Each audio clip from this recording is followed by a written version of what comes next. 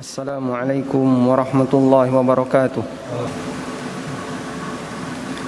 Innal hamdalillah nahmaduhu wa nasta'inuhu wa nastaghfiruh wa na'udzu billahi min shururi anfusina wa sayyiati a'malina. May yahdihillahu fala mudhillalah wa may yudlil fala hadiyalah. Wa ashhadu an la ilaha illallah wahdahu la syarikalah wa ashhadu anna Muhammadan 'abduhu wa rasuluh. Ya ayyuhalladzina amanu taqullaha haqqa tuqatih wa la tamutunna illa wa antum muslimun. Ya ayyuhan nasu taqu rabbakumul ladzi khalaqakum min nafsin wahidah wa khalaqa minha zawjaha wa batha minhuma rijalan katsiran wa nisaa'a wattaqullaha alladzi tasaaluna bihi wal arham innallaha kana 'alaikum raqiba.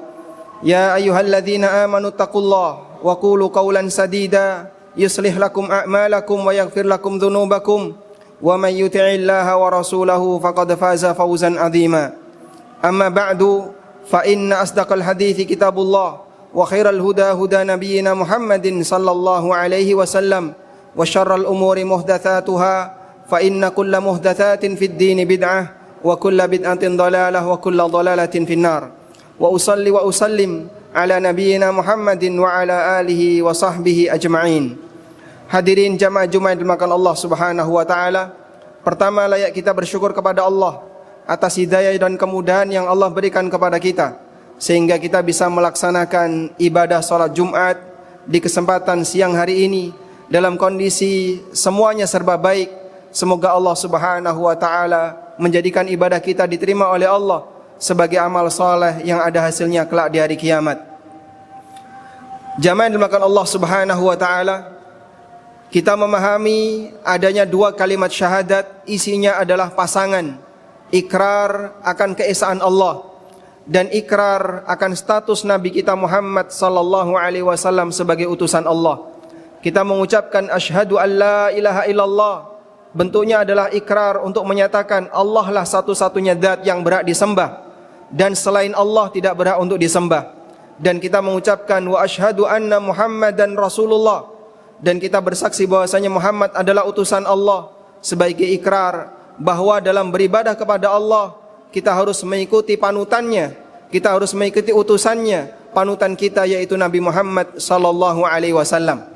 Karena tidak mungkin seorang hamba bisa beribadah kepada Allah dengan baik tanpa bimbingan dari utusan Allah Subhanahu wa taala. Jika manusia dalam beribadah dibebaskan untuk melakukannya sesuai dengan cara mereka sendiri-sendiri, berarti sebenarnya mereka tidak butuh Nabi. Adanya Nabi sebagai konsekuensi bahwa mereka perlu penjelasan tentang bagaimana cara beribadah kepada Allah dengan benar. Karena itulah mentaati Rasul sallallahu alaihi wasallam sama dengan mentaati Allah, sebab mentaati utusan sama dengan mentaati yang mengutus. Allah Subhanahu wa taala berfirman, "May yuti'ir rasula faqad ata'a Allah." Barang siapa yang mentaati Rasul, hakikatnya dia mentaati Allah.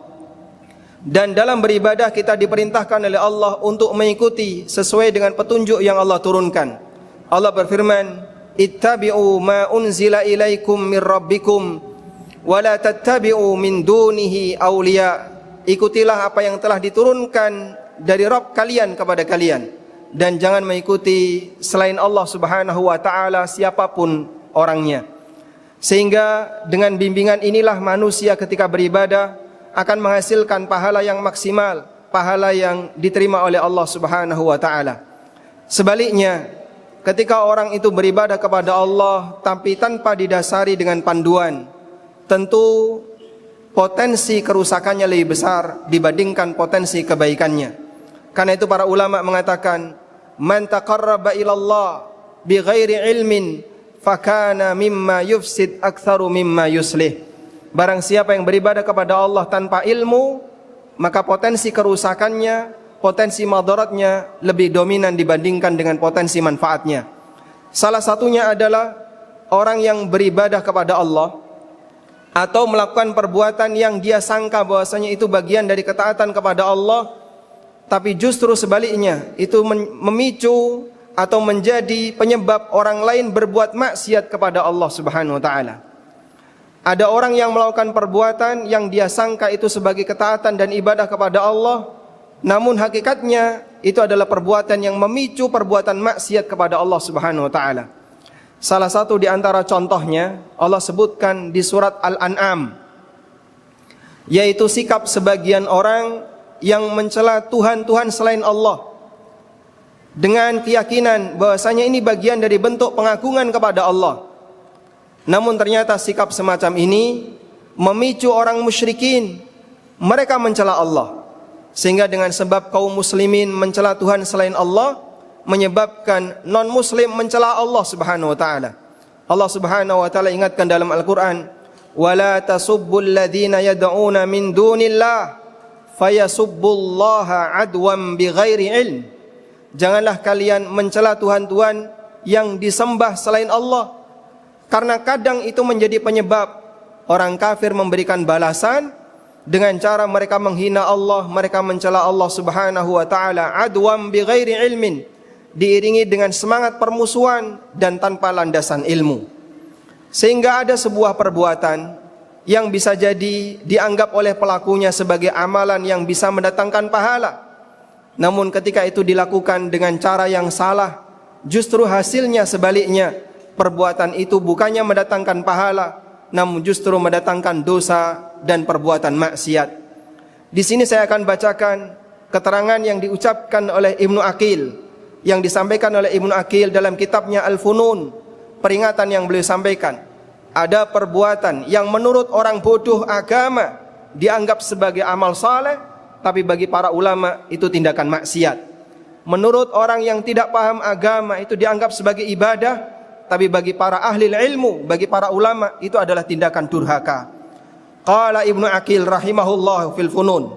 Ibnu Aqil dalam kitab Al-Funun menyebutkan, "Kam min aqwalin wa af'alin tukhraju makhrajat ta'at indal 'ammah wa hiya ma'thamun wa bu'dun min Allah Subhanahu wa ta'ala indal ulama."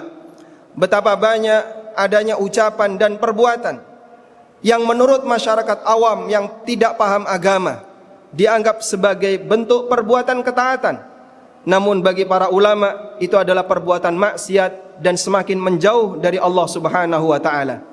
Lalu beliau menyebutkan salah satu di antara contohnya, mithlul qiraati fi aswaq yusihu fiha ahlul ma'ash bin nida'i wal bai'i wala ahlus suq yumkinuhumus sima'. Dzalika imtihan. Salah satu di antara contohnya, ada orang yang mengeraskan bacaan Al-Quran di tengah kesibukan manusia pada saat belanja di pasar. Mereka suarakan Al-Quran itu dengan suara yang keras di tengah masyarakat yang sedang belanja, sehingga tidak ada satupun orang yang memperdulikannya. Wa dzalika imtihan, dan itu hakikatnya adalah pelecehan terhadap Al-Quran. Mungkin bisa jadi bagi orang ini yang membaca Al-Quran di pasar, membaca Al-Quran di tengah keramaian, membaca Al-Quran di tengah kesibukan masyarakat ketika beraktivitas, dia berharap pahala dengan ibadah yang dia lakukan dengan membaca Quran itu. Tapi bagi para ulama, ini hakikatnya adalah pelecehan terhadap Al-Quran, karena dia baca di tengah orang yang tidak mau memperhatikan Al-Quran. Sementara Allah Subhanahu wa ta'ala berfirman, "Wa idza quri'al Qur'anu fastami'u lahu wa ansitu la'allakum turhamun." Apabila dibacakan Al-Qur'an, maka tenanglah dan diamlah, perhatikan Al-Qur'an, la'allakum turhamun, agar kalian dirahmati. Kasus yang sama juga pernah terjadi di masa Rasulullah sallallahu alaihi wasallam. Para sahabat mereka melakukan qiyamul lail di masjid Rasulullah sallallahu alaihi wasallam, di Masjid Nabawi. Satu orang, kadang ada yang sholat sendirian, ada yang berjamaah 5 orang, ada yang berjamaah 3 orang, dan mereka membaca Quran saling mengeraskan suaranya, sehingga satu sama lain mereka berlomba-lomba mengeraskan bacaan Al-Quran ketika sholat. Rasulullah sallallahu alaihi wasallam kemudian keluar dan beliau memberikan peringatan kepada mereka bahwa hakikatnya kalian ini sedang bermunajat kepada Allah dan bukan saling membuat gaduh. Maka perhatikanlah suara kalian, jangan terlalu keras agar tidak mengganggu antara satu dengan yang lain. Bisa jadi orang ini bersuara keras dengan maksud agar sholatnya bisa lebih serius, tidak ngantuk, atau bisa dengan maksud agar membangunkan orang yang tidur, tapi ternyata Rasulullah sallallahu alaihi wasallam melarangnya. Dalam sebuah perjalanan kita dianjurkan ketika melewati tempat yang menanjak agar kita membaca takbir Allahu Akbar, Allahu Akbar, Allahu Akbar. Dan ketika kita melewati tempat yang menurun agar kita mengucapkan tasbih Subhanallah, Subhanallah, Subhanallah. Praktek semacam ini dilakukan oleh para sahabat. Pada saat mereka melewati jalan yang menanjak, mereka bertakbir. Dan saat mereka melewati jalan yang menurun, mereka bertasbih. Di tengah demikian, sahabat itu mengucapkannya dengan suara yang keras. Allahu Akbar, Allahu Akbar, dengan suara yang keras. Lalu Rasulullah sallallahu alaihi wasallam mengingatkan, Arbi'u ala anfusikum, kasihanilah diri kalian. Enggak usah teriak-teriak, nanti capek. Fa innakum tad'una as-sami'al qarib. Karena zat yang kalian panggil adalah zat yang maha mendengar, lagi maha dekat. Kalian tidak perlu teriak untuk memanggil Allah. Kalian tidak perlu teriak untuk kemudian memuji Allah Subhanahu wa taala. Wala tad'una asummal ghaib. Dan kalian tidak memanggil zat yang bisu atau zat yang tuli dan zat yang tidak ada. Sehingga jamaah dimulakan Allah, terkadang ada sebuah perbuatan yang dianggap itu sebagai sebuah ketaatan, namun sebenarnya dalam pandangan syariat kita, hakikatnya perbuatan itu adalah sebuah kemaksiatan. Karena itulah, iringi dalam setiap amal saleh yang kita lakukan dengan ilmu dan panduan yang diberikan oleh syariat yang telah diturunkan oleh Allah Subhanahu wa taala. Demikian sebagai khutbah yang pertama, semoga bermanfaat. Aqulu qauli hadza wa astaghfirullah.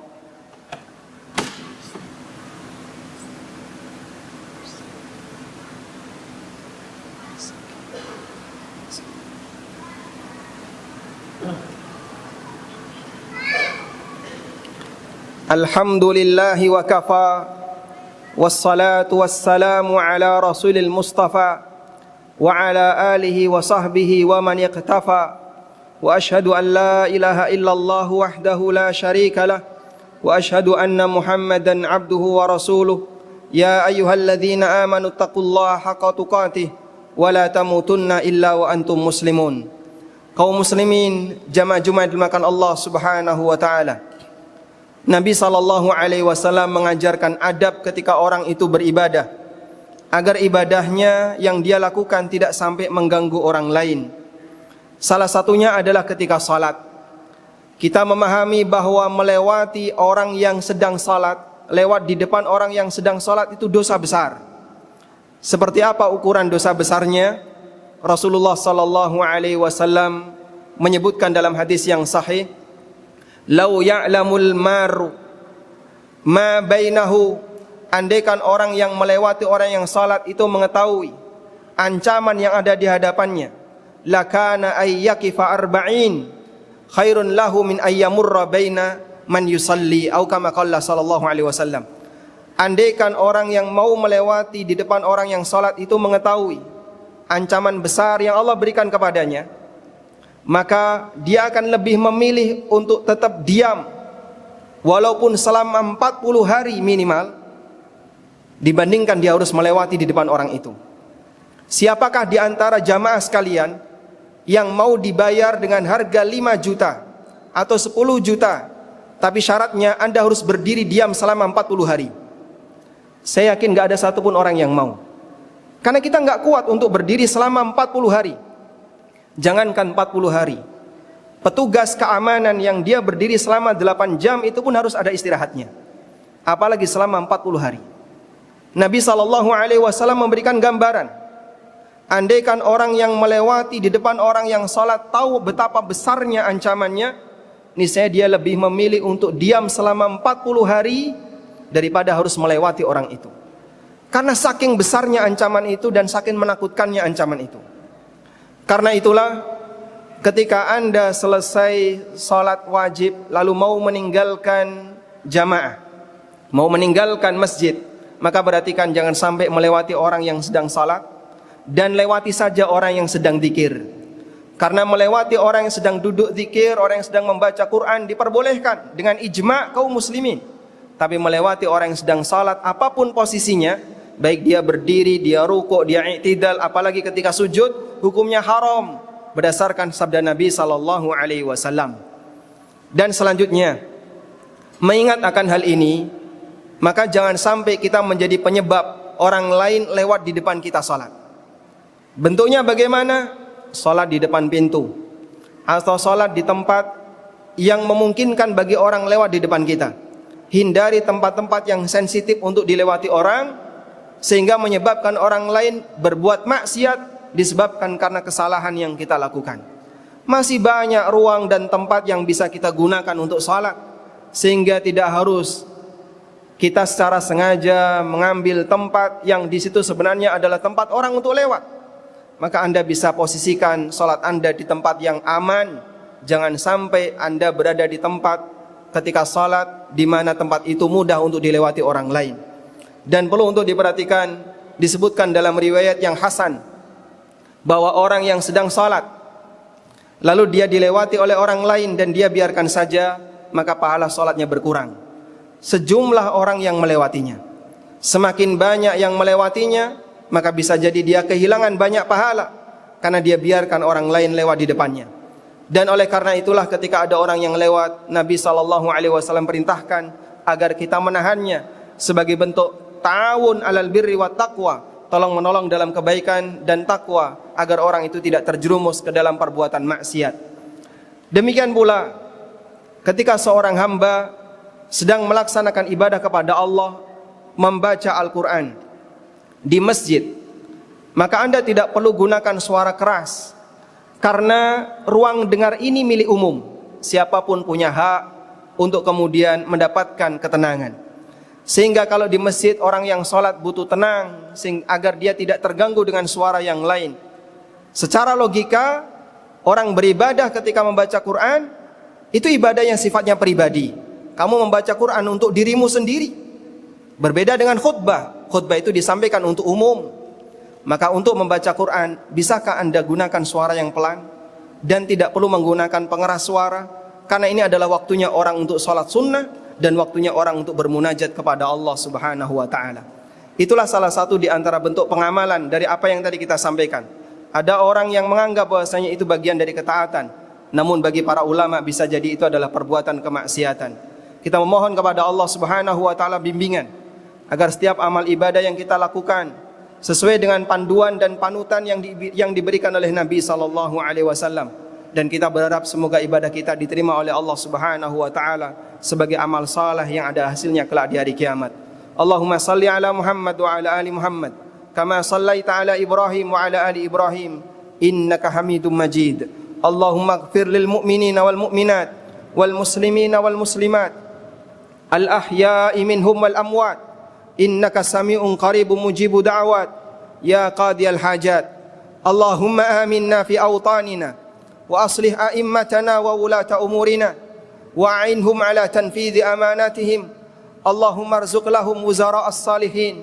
Allahumma arzuq lahum bitanatas salihin.